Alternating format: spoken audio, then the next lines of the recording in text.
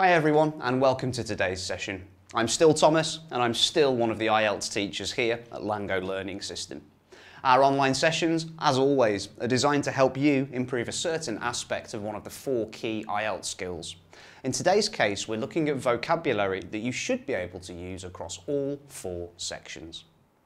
Given the recent sad and dramatic events here in Vietnam, I think it would be germane for you to know some useful language to talk about this kind of disaster. As we know, unanticipated events such as floods or storms that cause damage and loss for people are disasters. An event which causes loss of life or is sad for other reasons is called a tragedy. For an unpleasant and a prolonged experience, I would use the word ordeal. In some hot Asian countries, the climate features a rainy season. We call this a monsoon. During this season, a large rainfall or a huge flood is a deluge. If the sea levels exceed the norm, we have the noun excess, an excess of water. In central Vietnam, the flooding has happened continuously. It doesn't seem like stopping. We can use the adjective incessant, incessant floods. When you're under a sudden downpour, it will probably saturate you. This means to make you completely wet or soaked. If it rains for a long period of time, we can see the water run off. This is the flow of water that runs away or drains from a flooded area. When the flood spreads over to the next area, we can use the word overflow. We have a synonym for the word submerge that we learned in the last lesson, inundate. The act of damaging and cutting trees in the forest is deforestation, which could be considered as one of the causes of floods. One of the phenomena that results from deforestation is landslides. This refers to a large number of rocks sliding down the side of a mountain or a hillside. Mudslide is another phenomena, which is a large amount of mud falling down the side of a mountain or a hill. To stop the water flow, or to create a lake, or to help provide electric power, engineers often build a wall across a river. This is known as a dam. Behind the dam, there is a natural or man-made lake used to store water. We call this a reservoir. When the amount of water fills up the dam, we have to control it by releasing it. This means we let water flow out to another place to reduce the pressure on the dam.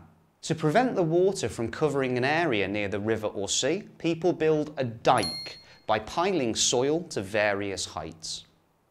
A levee is another kind of low wall that's built to prevent a river from overflowing. An embankment is similar to a levee. It's constituted from thick walls of earth or sandbags to prevent the river from flooding nearby areas. If the level of water or the tide increases dramatically, we could use the adjective surging. For example, a surging tide. Current, the steady motion of water in rivers, lakes or the sea. Swirling, a flow of water which moves quickly in a circle. Think about water draining down the plug hole. When water overflows an area and threatens the people there, the authorities may have to evacuate, which means to remove people from an area of danger. If an area has a mudslide and people can't get away from this place, they are stranded or stuck there. Another word we could use when the roads are filled with mud and people can't pass through due to flooding or bad weather conditions is impassable. Next, I have a synonym for damage or destruction, which is devastation. When blustery winds make houses and trees fall down, the word for this phenomenon is collapse. Finally, the rebuilding process of houses or establishments that have been damaged or destroyed is known as reconstruction. Hopefully, after this session, you'll be able to employ at least a few of these expressions successfully in your speaking.